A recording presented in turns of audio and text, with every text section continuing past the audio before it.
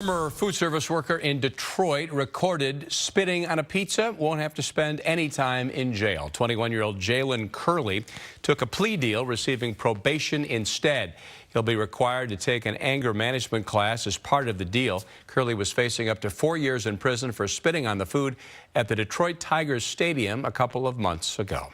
Simeon High School alumni and parents are suing the Illinois High School Association over an incident that they say cost the team an important game. The group says the parent of a Nazareth Academy player influenced referees in Nazareth's November 10th win over Simeon by communicating with them while dressed in a referee's uniform. After the game, Richard Mercado, the Nazareth parent named in that suit, said on social media that he, quote, did what was needed, end quote, to make sure his team won. What about the tweets that you made or the Facebook post that said you had to do what was needed to make sure Naz won? Facebook is Facebook, and,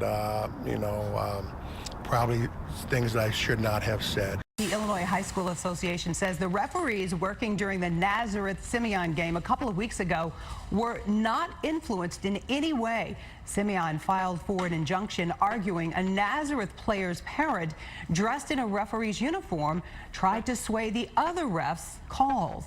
A judge will not be releasing the name of that Midlothian police officer who shot and killed a security guard moments after the guard stopped a bar shooting.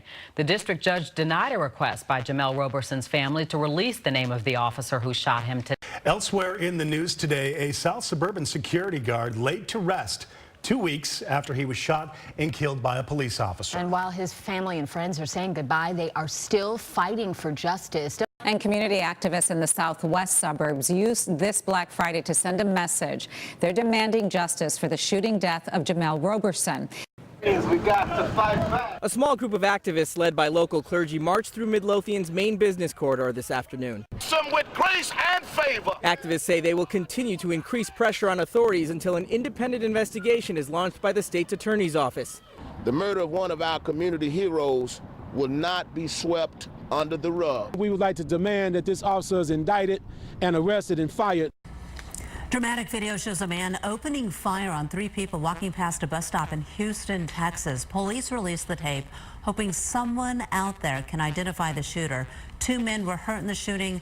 1 was left paralyzed. Congressman Bobby Rush says Target is refusing to reconsider closing 2 Southside locations. He is now calling for a Black Friday protest after he failed to convince Target executives today to save the stores in Morgan Park and Chatham. Neighbors and politicians protested outside a Target today on Black Friday. That's after the store in the Chatham neighborhood announced plans to close its doors for good. Target is closing! They disrespect your dollars!